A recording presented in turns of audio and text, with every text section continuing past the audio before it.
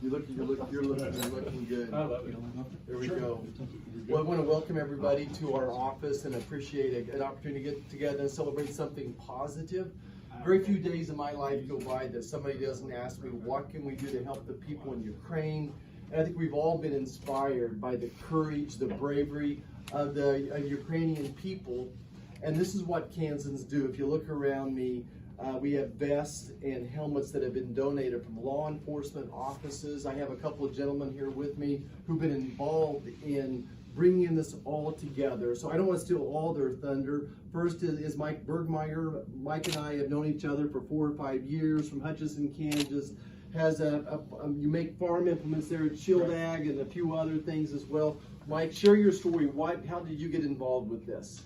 Well, about 10 years ago, through an agent, I started selling farm equipment and parts in the Ukraine and learned their culture and their people, and have 7 or 8 very close colleagues over there that are no longer selling farm equipment. They're defending their own city streets and trying to raise humanitarian aid.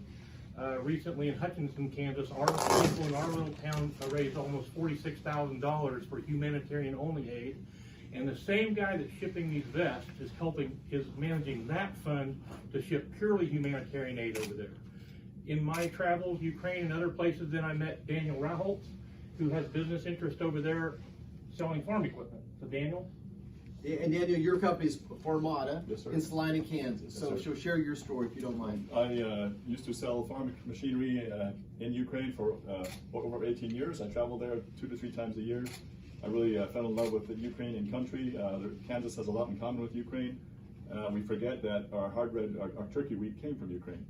And so when the farmers that came to Kansas originally, they really struggled to survive. They got the grain or wheat from Ukraine, and that helped Kansas farming over 100 years ago. So Ukraine means a lot to me, and so I connected with Mike and with some of our contacts to try to see how we can help them. And we made a couple phone calls, and it's unbelievable what the state of Kansas has done here. Just all the different law enforcement agencies that have come together and donated this. We just really want to thank everyone for that. And I will say the first person that came back with the yes, we can was Senator Marshall in his office.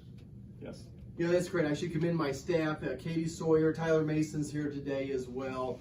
Tyler takes care of all our military veterans and a close relationship with police and sheriff's offices across the state here. Looking at my notes, we have 20 different law enforcement office agencies that have helped contribute the equipment here. Over 300 vests, it's 50 helmets. It looks like it's more than that, and I hear it's growing. I know that the Attorney General, Derek Schmidt, has helped as well. We want to thank him, of course. Again, I think it's the thought that counts, but in this case, it's going to really hopefully save some lives.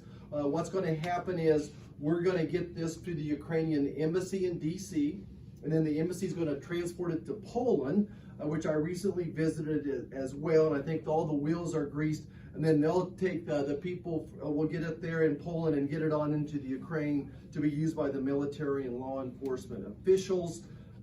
Again, thanks to all the law enforcement agencies across the state, police offices, sheriff's offices across the state have helped make this possible. My staff did this all as volunteers, helping put the pieces together. There is a right way to do this. We had a few hoops to jump, as you can imagine, but very, very proud to be part of this. Terrific, we are too. Yep. Thank you so much for the help. You're welcome. Thank you very much. Yeah, any questions for the press? Go ahead. Obviously, you got a good turnout. What was it like